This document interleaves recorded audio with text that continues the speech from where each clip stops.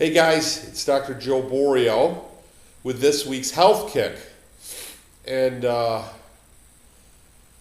thought we'd do the real thing today. I am not well. I have got a pretty darn good cold, kind of the full body ache, low-grade fever, stuffy nose, sinus pressure, good cough, the whole 9 yards. Nice headache to go along with it. And you know, a lot of people get nervous about colds and flus and what causes them. So I thought I'd share with you what it is and try to take the fear out of what's going on. Number one, what we know through really science is that bugs will invade and take over, if you will, a body that is weak. And you see that with certain diseases. Some people come down with certain types of diseases that normally they can fight off at any time, but when their body gets weak, they'll come down with some type of an infection or something of that nature. In this case, my own fault. I actually had, I do a lot of traveling, as some of you guys know, and I had a couple of nights in the last week and a half where I only got 3 or 4 hours of sleep, and then by the time I go to work for a 12 or 14-hour shift, and then you know, with the kids and family and so forth, I certainly let my body get down to my resistance down. And what you often develop is a viral infection. Now, the fact is on these infections, a lot of people run out and get antibiotics, and not to worry. 94% to 96% of all infections, that includes bronchitis, sinusitis, laryngitis, pharyngitis, and so forth, are the result of viruses. So antibiotics only work on bacteria. So to take an antibiotic is only going to weaken my immune system. The antibiotics have been shown to weaken the immune system by damaging the cell wall of the white blood cells. So we certainly don't want to dump a bunch of toxic chemical in my body, certainly if I don't need it. Antibiotics have a much needed place when used properly, but unfortunately we haven't used them properly, and we've used them indiscriminately and unfortunately irresponsibly. So now what penicillin used to take and do a very good job with, which was invented back in I believe in the 20s. Now we're using like Cipro and Bioxin to treat these bacterial infections. Number two, the number one reason to go to the emergency room is the side effect of a prescription drug, and the number one drug to have a side effect to is an antibiotic. Some of you may know what I'm talking about. So it's usually in the form of a skin reaction, which now you leave the hospital with a different antibiotic and a steroid. So we don't want to jump out at antibiotics. What's interesting with the viral infections is viruses are really mean little critters. What they do is they get inside your own cells, and they get your cell to make more viruses. They actually become part of the DNA in the cell, and then the cell starts making more of these viruses. And so they're tough little critters. Your immune system will fight it off. So what they tend to do is they tend to get all the way through the lymphatic system. People don't realize when you got lymph nodes in your neck, which some people know that, but you got them in your groin, and you have them all the way down your neck and your chest, above your collarbone, and inside your chest, all around your heart and lungs, and up and down your legs and armpits, and they do these wonderful things. So when you get these infections, what happens is the lymphatic system gets loaded up because it's making antibodies, and as a result, the body tends to get achy and sore. So you get what they call arthralgias and myalgias. Arthralgias are achy joints, and myalgias are achy muscles. So really common because it tends to cause swelling in those tissues along the base of the skull, muscles and ligaments and tendons. That's what usually gives you that nice, lovely, beautiful headache, which is usually magnified with a nice little cough from a 3 to a 10. I love that. So that's what the aches and pains are from. When we start making mucus, right, you can tell that I'm all stuffed up and my chest is congested. What your body's doing is it's making a ton of mucus, and that's a great thing.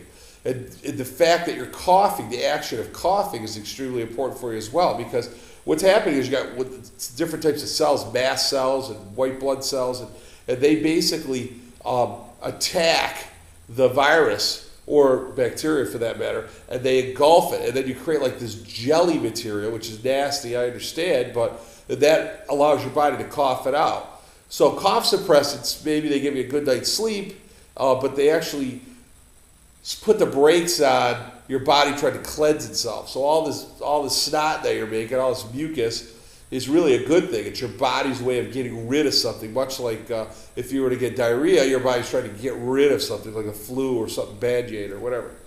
A couple other things, the fever, really a lot of fear on fevers. It's really unfortunate. I've got some great information on BorioChiropractic.com, but right out of Johns Hopkins, 105, 105 in a small child, not an infant, but a small child is actually considered normal. And what's happening is it's called a leukotaxis. For every degree that your body rises in temperature, your white blood cell activity doubles. So your body's doing a few things. It's trying to cleanse itself. It's raising its temperature to make the environment of your body less comfortable for the bugs that are attacking you and inside you, so it kills the bugs that way.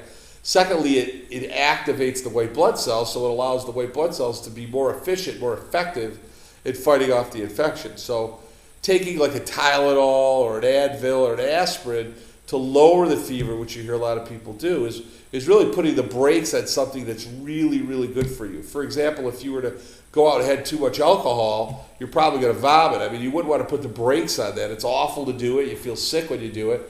But certainly you wouldn't want to put the brakes on that because that's going to prevent your body from getting rid of these toxins. And that's what a fever is. So certainly you want to be aware of it. If it's a very young infant, usually within those first 30 to 60 days of life, not a good thing.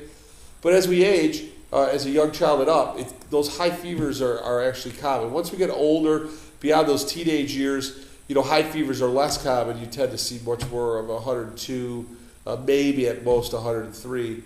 But that's because your body's built up a lot of resistance to antibodies to fight off the different types of infections. So your body's less likely to use fever as its main line of defense. It's much more likely to use it as an infant.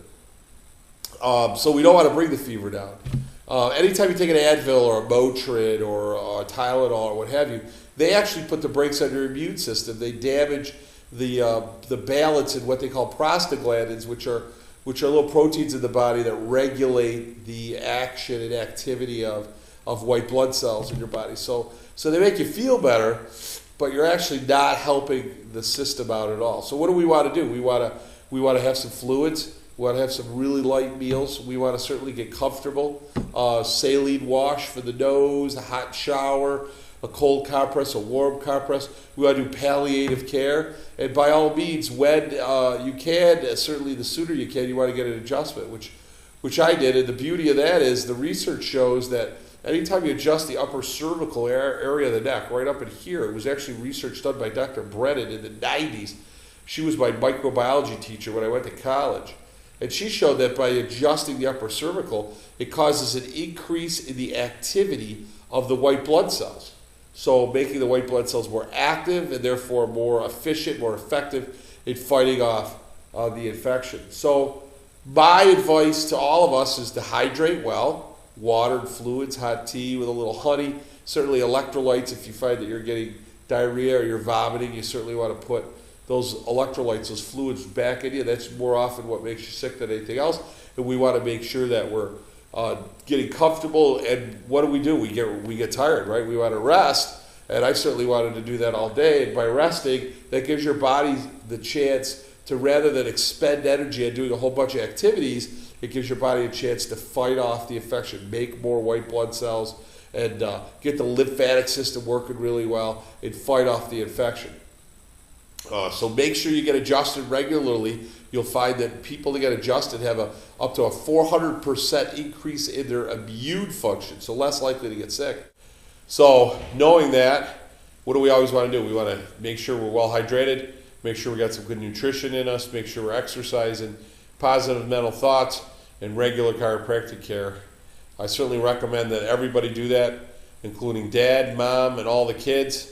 It definitely demonstrates a stronger immune system and allows all the messages from your brain to get down to the body, and all those messages from your body that your body's sending to get back up to the brain allows you to live a much longer and healthier life for you and your family. Listen, guys, this has been Dr. Joe Borio with the Health Kick. Share the video with family and friends. Certainly spread it across the country, and let's see if we can't make America a healthier place. You guys have a great week. I'll talk to you next week. Thanks.